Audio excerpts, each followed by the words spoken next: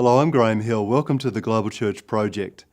Along with Michael Frost, Alan Hirsch founded the Forge Mission Training Network.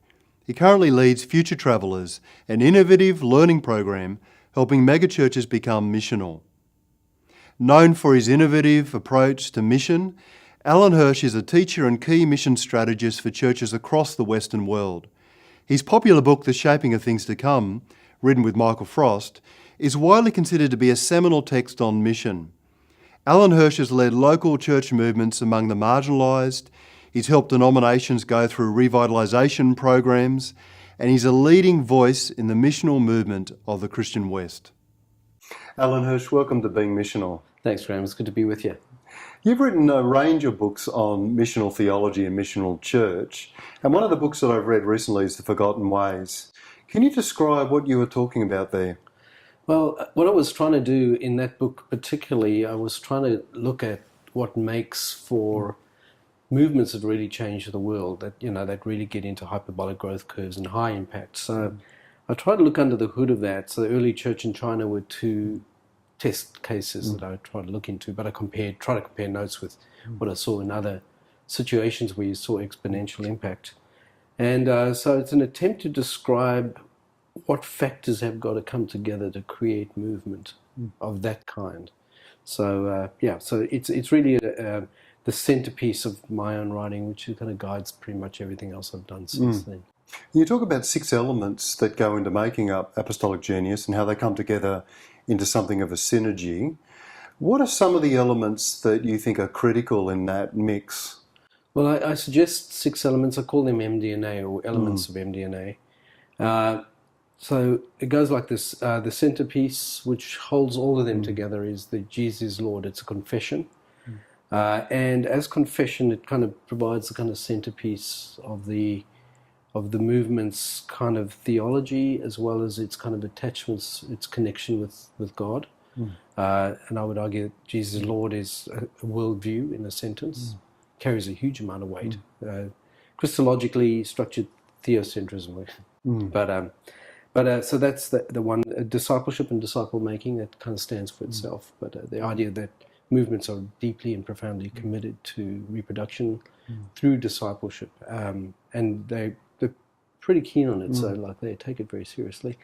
The next one I look at is incarnational mission, which is how the church extends itself over time and space. Outward, sending impulse, deepening, going down deep into culture, which is the incarnational aspect, the contextualization aspect.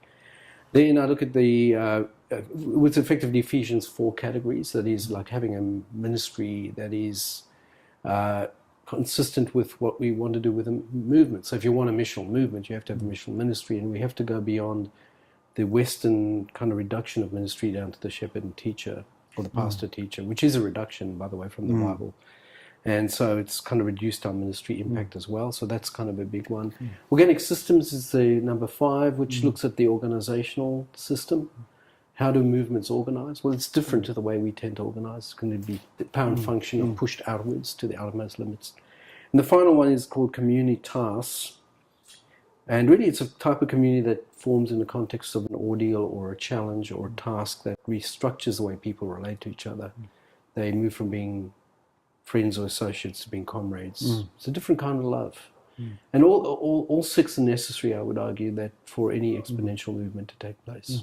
How do you think the church has forgotten these things in the context of modernity, in the shaping that happened during Christendom? How did the church forget these things and their centrality for its life and vitality? Yeah, well, I think basically through slow commitment to becoming more and more institutional, which inevitably happens, by the way. But as the movements, the first 300 years, I mean, it's a pretty dynamic movement, persecuted, kept underground. I call it pre-institutional. It has all the elements of the potential for institution, but they never have the opportunity or the bandwidth to really create huge institutions. But as soon as Constantine comes in, it just changes tack entirely. And I think the other thing that begins to happen out of that, they begin to kind of sacramentalize the church's forms. And it's the decisions that were made back then,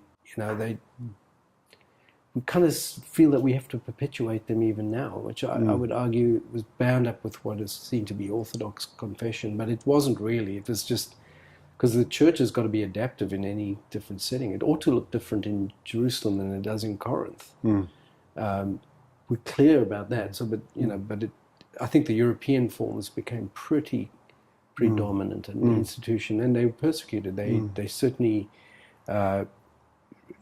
worked hard to remove any dissenting voices. Alan Hirsch, thank you for joining us at Being Missional. Thank you. Thanks for having me. Good to see you again. You too. You've just watched an abridged version of this interview.